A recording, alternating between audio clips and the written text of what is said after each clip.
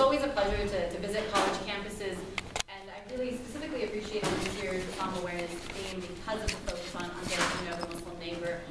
A Time magazine study in 2010 demonstrated that over 60% of Americans have never met a Muslim. And with statistics like that, it was very clear to some of us why there was continuing bigotry, continuing anti-Muslim sentiment, and to be frank, continued fear of a community. Many people didn't realize that Muslims were their neighbors, their doctors, their teachers, and many times were in the playgroups that their children were engaging in. So today I'm going to talk to you about women, and Muslim women specifically. And the reason I think I was asked to talk about this subject is because I talk about it a lot in my personal life. It's not necessarily the focus of my professional work as a civil rights attorney. Okay. And then the other reason I was asked to talk about it is because it was a very popular event. It's a public university and I have every right to videotape. That was argued and settled when Chuck DeVore came here. Okay, thank you. Okay. So, without further ado, I'm going to talk to you about this in a few different pieces, and we'll take questions and answers at the end of the session. We'll hold them, and we'll have time for that. The first is the spiritual status of Muslims Muslim women. The second is addressing modesty, because that is one of the most obvious things about Muslim women. Relationships that Muslim women engage in, the right to education, and then economic and political rights. Some context before I start on specifically what Islam provides for women. Prior to the revelation of Islam, and many Muslims will know that today we're celebrating the birth of the Prophet Muhammad, peace be upon him, who Muslims believe was the last and final messenger. The status of women, both in the Middle East, or present-day Middle East, as well as the world, was not where we'd like it to be, I guess, to say the least, right? The reality in then Arabia was that young girls were being married alive as they were born, that men could marry as many women as they wanted, that women had no choice about who they married, that they were not allowed to pursue education as they so freely wanted to. And then economically, they had some rights, and you saw some pioneers like the first wife of the Prophet Muhammad, Khadija, who ran her own business, but that was a rarity. Generally, women were themselves a business. They were the property of their husbands and fathers. And so one of the first and earliest objectives of Islam was to remedy this, right? To say that men and women are created equal. And so a lot of times we get into this discussion of what is equal. Is that men lead prayer and women have certain economic rights, women cover in a different way than men do. So how is it exactly that women are equal? This is usually the first thing that I like to address on, because as someone who considered herself a feminist in college, I remember one of the rudest awakenings I had was realizing that there were different kinds of feminists, right? And so specifically when we hear the word feminism, we think of what America experienced during the 60s and 70s in terms of the right to equalize men and women. And what this manifested as was to create identical roles for men and women. And this was different from what Islam taught. And so I remember in college learning that there wasn't just white, upper middle class Western feminism, that there was women of color feminism, that there was Islamic feminism, that there were different approaches to how we better the status of women and how we bring them into a condition that treats them as equals. And so what I tell people is that in Islam, men and women are not considered identical, right? Is that both physically and socially, psychologically, that men and women are different, and Muslims believe that. Everything down to, again, how their bodies are shaped to what their societal responsibilities are. So where exactly does the equality come from? It comes from this belief that men and women are spiritual equals.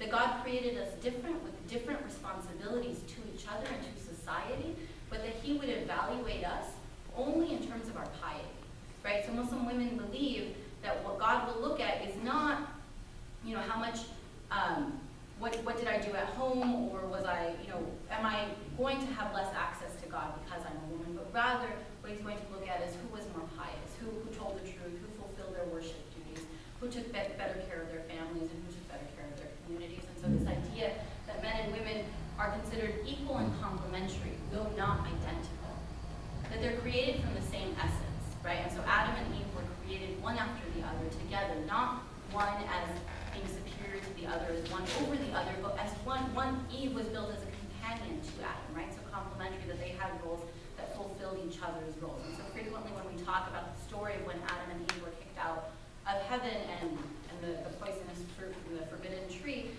I think traditionally that story is told as blaming Eve. And the Islamic view on that story is that they were both equally responsible for their actions. And this goes back to the idea that God would look at men and women individually for their actions, right? That they would be held to account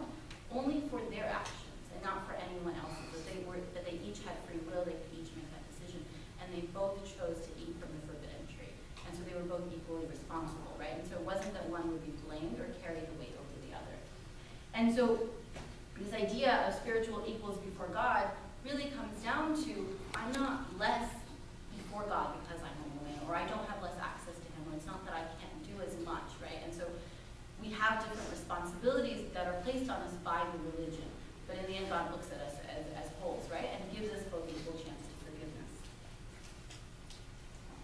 And I would say calling it a deeply contested subject over time would be an understatement, right? One of the things that many people point to when they're critiquing Islam and the place of women in Islam is that frequently in modern society there are few and few female leaders, and women are not permitted to rise.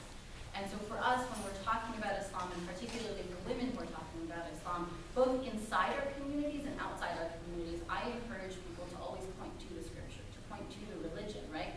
To say that if you want to judge a religion, you should judge the text of the religion, judge what it teaches, and not sometimes what are its flawed modern day practices, right? So not how we as people convolute God's perfect word. The second, probably most controversial thing about Muslim women is the way we dress. Many of you, I hope, will be at tonight's event that is focused on the headscarf, and I'm excited to facilitate that conversation both between women who wear it all the time and women who are trying it out for the first time today. One of the most difficult things about the headscarf is it's the first thing many people see in certain circumstances, right? I walk into a room and they're not looking to see if I've had a good hair day or, whether or not my clothes match. Well, they might, because sometimes my headscarf doesn't match. But my headscarf is the most visible piece of the vignette, and as a result becomes very central when evaluating me. It's also a very political thing, right? Because what we've seen in countries across the world is sometimes there's a drive to force women to wear it. So for example, women in many parts of Saudi Arabia do not have a choice as to whether or not they wear a headscarf. It's a societal norm to force women to wear a headscarf there. In countries like France and other parts of Europe, women do not even have the opportunity to wear the headscarf, right? And so you find two extremes where women's bodies and the sexualization of women is used to drive a political agenda. And so as a result, many women are frequently torn about whether or not to wear it. My challenge with it is that when I talk to people about the way women dress, it's the only thing that comes to their mind, right? For some reason, no one ever notices that I'm wearing a long sleeve shirt or long pants, or that I only interact with men in a certain way. What they notice is my headscarf. And if I can answer the headscarf question, for some reason all of the other ones go away, or never arise. And so the way that I explain dress and modesty to people both inside and outside our community is that this goes back to the issue of men and women are created different, not identical, but equal, right? And so men, too, are required to cover in a certain way. And so men are required to cover from their navel to their knees at the bare minimum. In addition to that, there's traditional clothing that men wear that is unique to what ethnic origins they have, and then also the practices of the Prophet Muhammad, who at times did cover his hair. And so many men will sometimes loosely wear a turban or a skull cap, which looks, I think, very similar to the women, on the other hand, are the mainstream belief within the majority of Muslim communities that women are also required to cover. And this covering isn't just a headscarf, it is everything except my face, my hands, and my feet.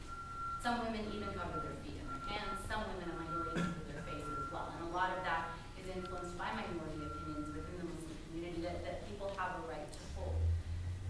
The decision should always be of free will, right? And this is, I think, another part of this that makes it so controversial is there are instances in parts of the Muslim majority world where women are forced to cover. Muslims believe, right, that the Quran teaches that there is no compulsion in religion, that you cannot force someone to practice a religion, to follow a religion. And yet this is sometimes balanced by cultural norms. So the example I always give to people is, yes, it is abrasive, even to me as an American Muslim woman who was born and raised here and who chooses to wear the headscarf, to think that I might be forced to wear a headscarf.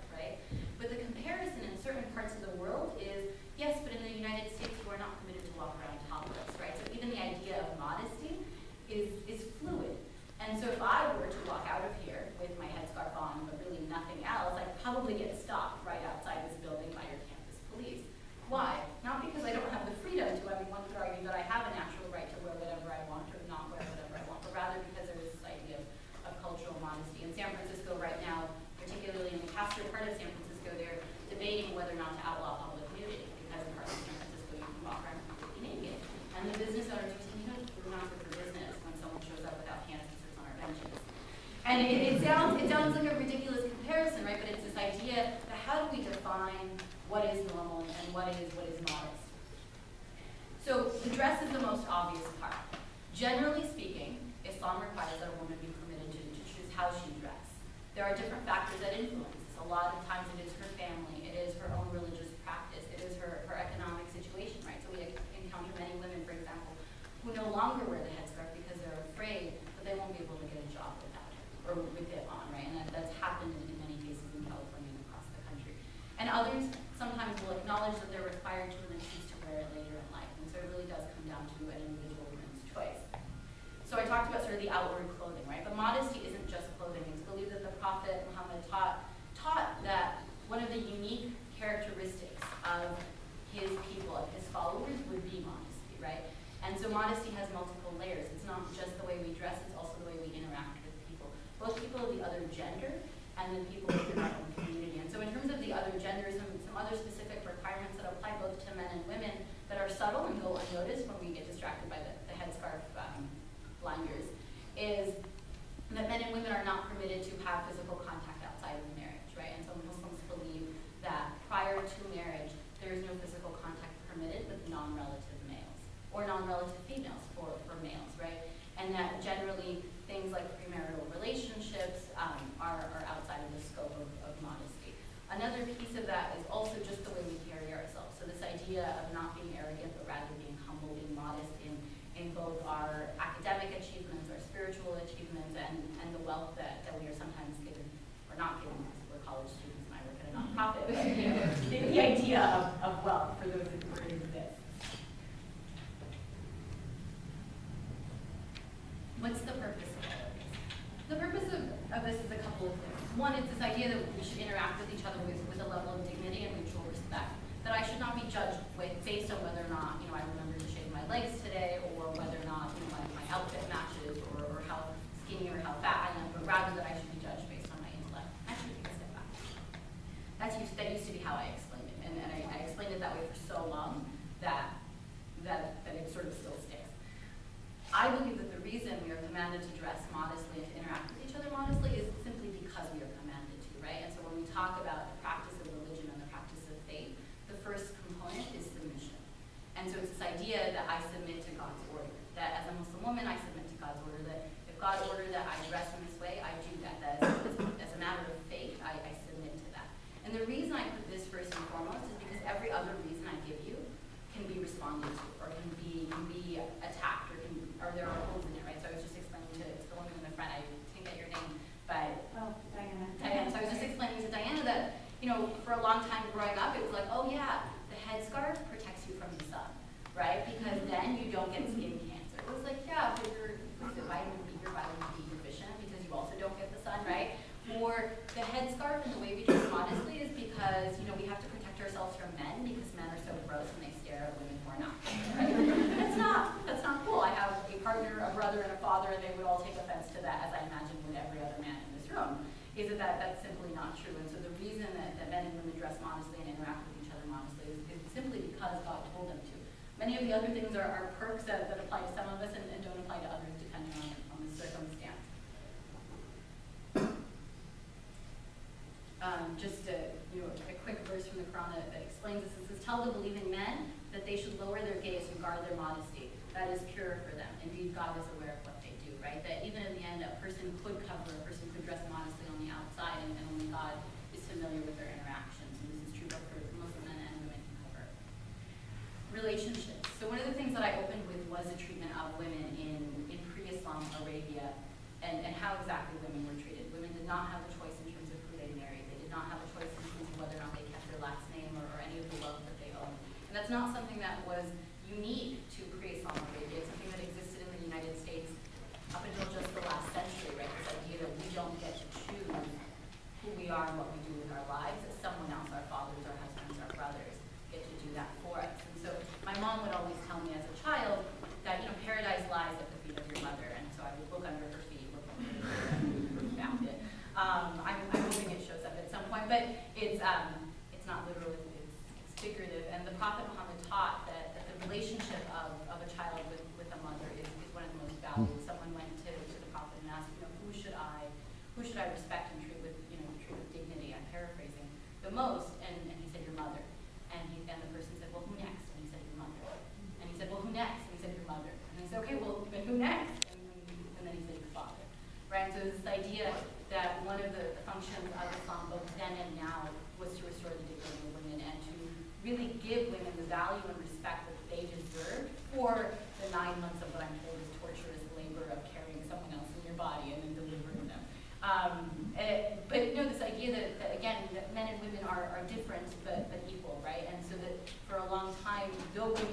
this cycle path of furthering humanity and reproducing us in that way, that they weren't getting that respect that they needed, right? And so the first and foremost relationship that we always highlight for people in terms of impacting Muslim women is the role of the mother. And then the role of the wife, right? Because what happens in societies where women are oppressed is you grow up, you're someone's daughter, they control who you are and what you do until they marry you off, and then you're someone's wife, and then that person has kids with you and you're someone's mother, right? But this idea of the wife and not being able to choose who to marry and not having a say in half our lives is incredibly devastating. And again, it continues to be a problem both in the United States and different parts of the world for many communities. And so one of the things that Islam made very clear was that women had a right to choose who they would marry, and if they would marry at all, right? And so a marriage in which a woman didn't get to choose, where a woman was forced, was actually not considered a valid marriage, right? And what does choice mean? Choice means that you get to meet the person, that you get to see the person, and that you get to decide without any fear of reprisal, right, or any fear of consequences, whether or not you would enter into that marriage. But it went further. It gave women the right to keep their own last name. It actually specifically encouraged that women should keep their own last name, that women should maintain their own lineage because they were not the property of their husband, right? That they had their own family background and family history that could be traced in different ways. And so when they became married, they didn't lose themselves or their identity in that. They maintained themselves, and they were an equal partner in that relationship. Further, and this is something that my mother-in-law loves, is, and she's not Muslim, and when I met her, she was very intrigued by the idea of a woman's role in Islam and how exactly it would impact my marriage. And so women remain financially independent in their marriage, right? Going back to this idea of being equals but with different responsibilities. Men are required to provide financially for their household. Women are not. And so the joke amongst young women, when I was young, I think I still am sometimes, was his money is our money and my money is my money. It's an oversimplification of the mathematical equation. But men are generally required to provide for their household, right? So a man could earn his money and then must pay rent, must make sure that everyone in the family is fed. He would actually, Muslims believe, be committing a sin if he weren't paying rent, if he weren't, if for no reason he was sort of hoarding his money and not feeding his family. Different, for example, if he doesn't have a job, which is also very true in this economy, but also different for women, right? That women could earn their money and keep their money. That it would be considered a charitable deed if they gave money to their family, and that they had sole rights and control over their finances, right? And then something that I think is important to reflect on, even when we look at the economic history of women in the United States. It's not that long ago that women were not permitted to own property, that women were not permitted to have their own bank accounts. And so Islam gave this to women, or restored this for women over 1,400 years ago. This idea that my money is my money, right? And that you have no business, that my partner has no business or no right to know what's in my account or how much I spent on my shoes last week, right? That was my decision. And I could give to the family if I so chose to, but I was not obligated. And then, the other thing that I don't like talking about that is a reality in our community is divorce, right? Is that women had a right to enter marriage as they chose, and they could leave marriage as they chose, right? So they had a right to divorce. The method by which men and women enter marriage and the method by which men and women leave marriage, right, is different, going back to the different roles and responsibilities, but that they both had a right to leave the marriage, right? The other thing that comes up in marriage is everyone's favorite topic, polygamy, right? Can men have 18 different wives, and how is that valuable to Muslim women? So in pre-Islam Arabia, men were permitted to marry as many women as they wanted to. When Islam was revealed, it came with restrictions, and it was this idea of trying to reconcile culture as well as reality, and then the